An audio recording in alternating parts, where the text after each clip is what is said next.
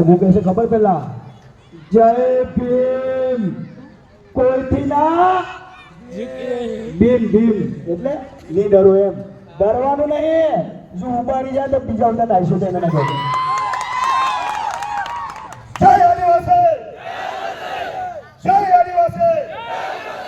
જય જોહર જય જોહર જય ગુરુ માલિક જય ભીમ કોઈના બાપથી નહીં ભીમ મને સંવિધાનમાં બાબા સાહેબ આંબેડકરે હક આપ્યા છે મને બોલવાનો મને લડવાનો એટલા માટે હું કોઈના બાપથી નહીં ભીમ કાયમ કે બાબા સાહેબે સંવિધાનમાં પેલો ટડી પાર જે બોલતો હોય તે બોલે બાકી અમે તો ના ઈવીએ સમજી ગયા અને આજે ગુરુ ગોવિંદજી મહારાજની 166મી જન્મ જયંતિ છે એ નિમિત્તે અમે જોહાર સલામ સાથે ગુરુ ગોવિંદજી મહારાજને નમન કરીએ છીએ જે ગુરુ ગોવિંદજી મહારાજનો ઇતિહાસ પૂરો કરવા માટે એના ગોળા અંગ્રેજ લોકોએ આદિવાસીઓને પૂરા કરવા માટે જે સાજિશો રચેલી ને એ અત્યારે કાળા અંગ્રેજો પૂરી કરી રહ્યા છે જલિયાવાલા હત્યાકાંડ કરતા પણ સૌથી ભયંકર એના કરતા પણ દર્દનાક હત્યાકાંડ માંગડ ગામમાં થયો છે પણ આદિવાસીઓને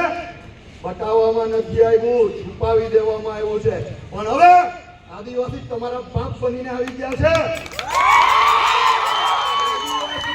જેટલા પણ ઇતિહાસ દબાયા હશે ને એ બધા પાના હવે ઉખડશે કેમ કે મારા આદિવાસી સમાજના નવયુવાનો જાગી ગયા છે રેલી નહીં નીકળે હવે રેલો નીકળશે તમારી નીચેથી પણ નીકળશે અને સમાજનો પણ નીકળશે આપણા જ વિસ્તારની અંદર આજે 2 વર્ષ પહેલા 1.5 થી 2 વર્ષ પહેલા આપણી આદિવાસી દીકરીઓને બલાત્કાર કરીને મારી નાખવામાં આવી હતી સુરતની અંદર હિતેશભાઈ ને આપણા તમામ માણસો બધા આપણે લડત લડેલા હતા પણ કોઈ બીજા નહીં આવ્યા કેમ નહીં આવ્યા ભાઈ કેમ કે આપણે આદિવાસીની લડતમાં નહીં આવે બીજું કઈ હોય તો હમણાં ઝંડા બીજા નીકળવા માટે ચાલુ થઈ જાય આદિવાસીની લડતમાં નહીં આવે આપણા સમાજની મા બેન દીકરીઓ પીખાઈ જાય છે હાલની પરિસ્થિતિમાં પણ કેટલી જગ્યા પર આપણી આદિવાસી દીકરીઓ ઉપર બલાત્કાર થયા પણ કોઈ સમાજ બીજો આવતો નથી આપણે જ લડવાનું જ આપણે જ ઝંડા કાઢવાના અને બીજા સમાજની મા બેન દીકરીઓ પર ભલે આપણા દેશની મા બેન દીકરીઓ છે પણ એ લોકો ઉપર થાય તો આપણા વાળા પાણી પીધા પહેલા ઝંડા લઈને ત્યાં દોડી જાય કંઈ પણ હોય તો બીજાના ઝંડા પહેલા ઉચકો પહેલા સમાજના ઝંડા ઉચકો સમાજ છે કટારમાં આપણા એક માણસને માર પડે ને તો કટાર ગામથી આપણો આદિવાસી આવી જવો જોઈએ પચાનું પેટ્રોલ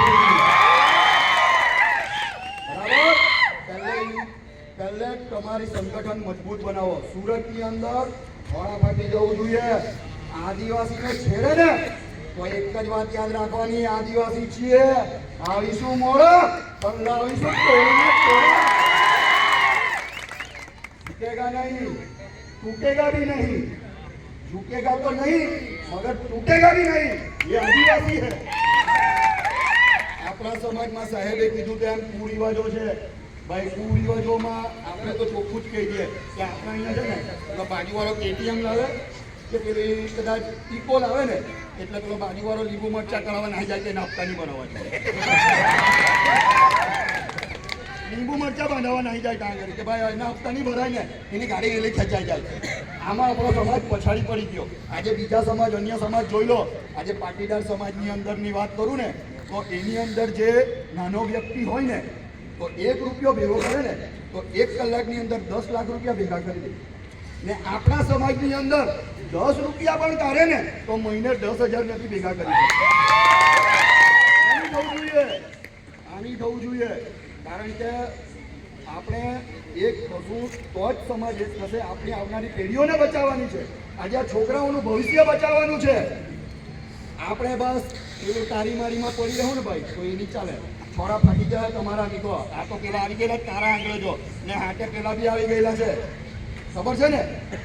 હા, ટોપા પહેરીને આવી જાય ગુરુ કરતા. બધું બંધ થવું પડે, એના માટે આપણે યુનિટી બનાવવી પડે, સંગઠન બનાવવું પડે. કારણ કે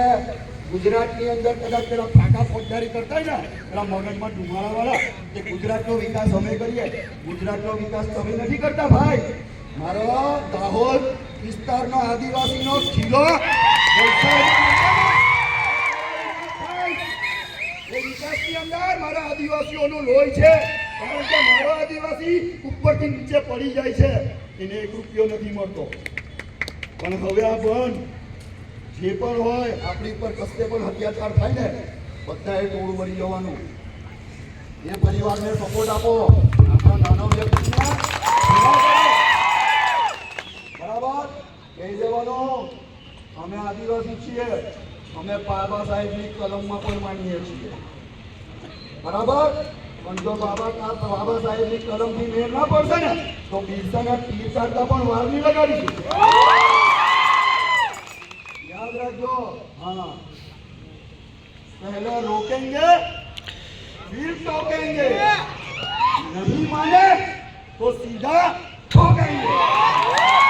जय आदिवासी, जय जोहार. અને અમારા મિત્ર એવા આપણા મીરોભાઈ પટેલ પ્રોફેસર સાહેબ આ લોકો આજે આપણી વચ્ચે છે.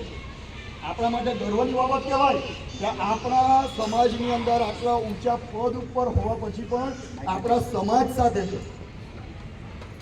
આપણા સમાજ સાથે છે. તો એ આપણા માટે ગર્વની બાબત કહેવાય. કેમ કે એમના માટે નહીં, એ આપણા આવનારી પેઢીને બચાવવા માટે કંઈક તમને 2 શબ્દ કહેવા માટે આવ્યા છે. ડૉક્ટર મીરાબાઈની છાયડો હોસ્પિટલ છે, આખો દિવસ સેવાના જ કામ કર્યા કરે. સેવામાં 72 દાડા જેલમાં જઈને આવ્યો બરાબર, પણ ફૂલતો નથી, મજબૂત થઈને આવ્યો. કારણ કે અમે લોકો જેલમાં જઈને આવ્યા ને એટલે અમને ખબર પડી ગઈ કે અંદર હું, એટલે હવે અમને કઈ ફરક નહીં પડે. પેલા કે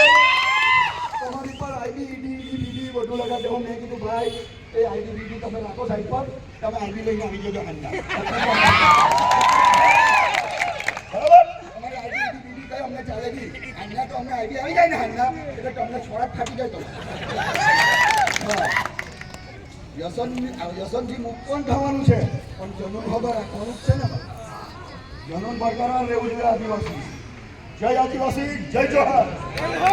જય આદિવાસી મનીષ સાહેબ માટે